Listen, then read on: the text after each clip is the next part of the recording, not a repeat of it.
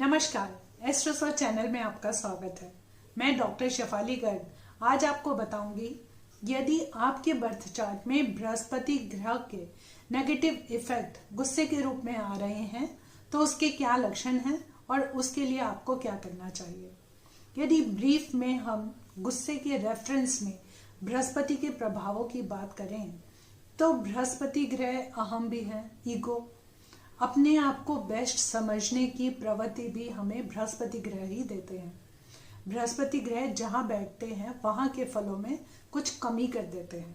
यदि बृहस्पति ग्रह लगन पर स्थित हो, पाप कर्तरी में फंसे हुए हों, किसी अशुभ प्लैनेट के प्रभाव में आए हुए हैं तो कहीं ना कहीं हमें उनका कुछ नेगेटिव एस्पेक्ट्स भी देखने को मिलते हैं।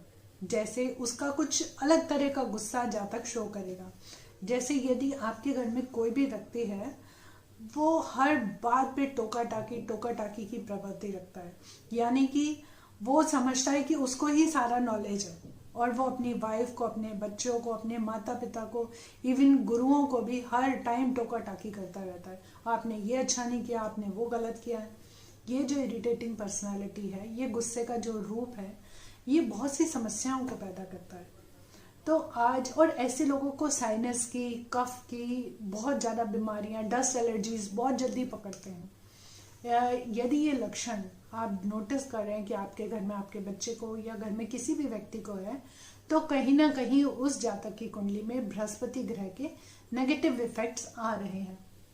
तो अपने बृहस्पति ग्रह को इस वाले इफेक्ट से दूर करने के लिए मैं आपको कुछ उपाय बताऊंगी। सबसे पहला उपाय, 43 डेज तक 400 ग्राम चने की दाल डेली किसी जरूरतमंद को देनी है। किसी सफाई कर्मचारी को, किसी भी गरीब को, किसी भी मंदिर में, किसी को भी आपको यह जरूरत की चीज देनी है। यदि आप ये ना दे पाए तो 43 डेज तक 11 हल्दी की गांठ आपको बहते हुए जल में प्रवाहित करनी है।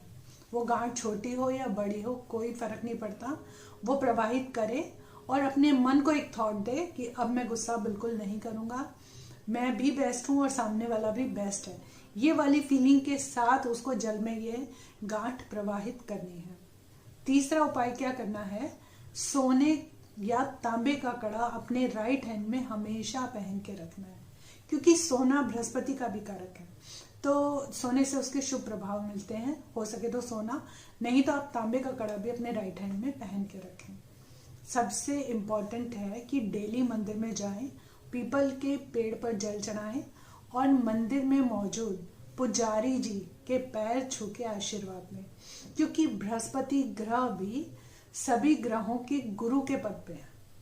वो सबसे पूजनीय है, सबसे शुभ ग्रह है।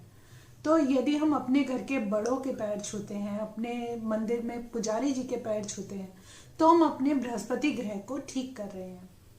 यदि हम समझें कि एस्ट्रोलॉजी है क्या, हमने जो आपको अभी रेमेडीज बताई हैं ये क्या है, मतलब इसके पीछे की थ्योरी क्या है, तो astrology is all about changing the way of life and becoming the better version of yourself. यानी कि हमें अपना जिंदगी जीने का तरीका थोड़ा सा बदलना है और अपने आप को बेस्ट बनाना है।